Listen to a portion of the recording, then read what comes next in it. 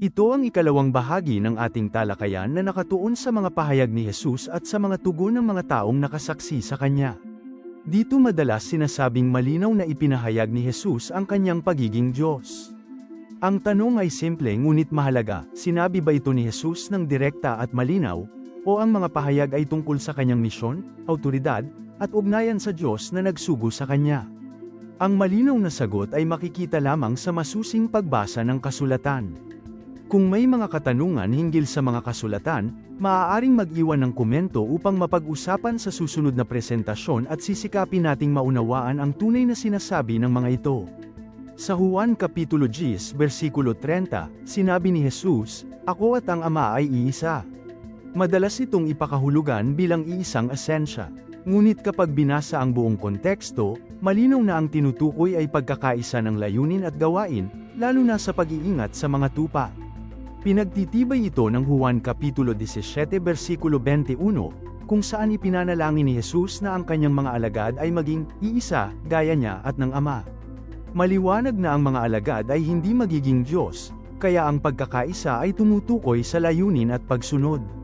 Sa Juan Kapitulo 8 versikulo 58, ang pahayag na, "Ako'y ako nga," ay madalas ikinakabit sa pangalan ng Diyos sa lumang tipan. Gayunman, ang konteksto ay pagtatalo tungkol sa pagkauna ng misyon ni Jesus sa plano ng Diyos bago pa man si Abraham. Ang pahayag ay nagpapakita ng kahalagahan ng kanyang tungkulin sa banal na plano, at ito ay hindi malinaw na deklarasyon ng kanyang pagka-Diyos. Ang Lucas Kapitulo 2 versikulo 11, kung saan tinawag si Jesus na tagapagligtas, ay ginagamit din bilang patunay. Subalit sa lumang tipan, maraming hukom at pinuno ang tinawag ding tagapagligtas sapagkat ginamit sila ng Diyos upang iligtas ang bayan. Ang titulo ay tumutukoy sa tungkulin, hindi sa kalikasan ng pagkatao o ng pagka-Diyos. Ang Juan Kapitulo 1 versikulo 1 ay isa sa pinakamabigat na ginagamit, ang salita ay Diyos. Sa tradisyong Hudyo, ang salita ay tumutukoy sa utos, karunungan, at kalooban ng Diyos. Hindi ito maaaring ihiwalay bilang isa pang individual na persona, dahil ang salita ay ang mismong kapangyarihan, kalooban, at nais ng Diyos. Ang pahayag ay maaaring unawain na ang salita ay mula sa Diyos at ito ay may banal na awtoridad, hindi Diyos na naging tao, kundi salita na naging tao. Ang pagsamba ng lalaking bulag sa Juan Kapitulo 9 versikulo 35 hanggang 38 at ang pahayag ni Tomas sa Juan Kapitulo 20 versikulo 28 ay madalas ituring na sukdulang ebidensya. Subalit sa kulturang Hudyo, ang biglaang pagpupuri sa Diyos sa harap ng isang dakilang himala ay karaniwan. Kapansin-pansin na hindi ginamit ni Jesus ang pagkakataong ito upang malinaw na ituro na siya ay Diyos na dapat sambahin. Sa halip, sa Juan Kapitulo 17 versikulo 3, malinaw niyang sinabi na ang Ama ang tanging tunay na Diyos at siya ay isinugo lamang. Ang paggamit ng mga gawa, ng mga sulat ni Pablo, at ng Hebreo upang patunayan ang pagka-Diyos ni Jesus ay lalong nagiging suliranin.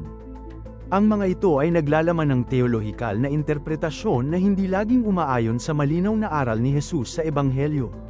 Ang Hebreo Kapitulo 1 versikulo 8 hanggang 10 ay talata mula sa awit na orihinal na tumutukoy sa hari ng Israel at muling binigyang kahulugan sa ibang balangkas.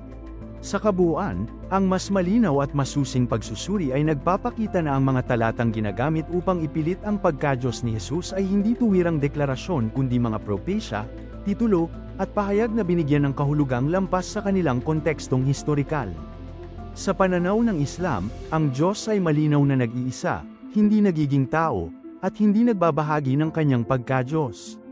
Si Jesus ay kinikilalang Mesiyas at dakilang propeta, ngunit hindi Diyos.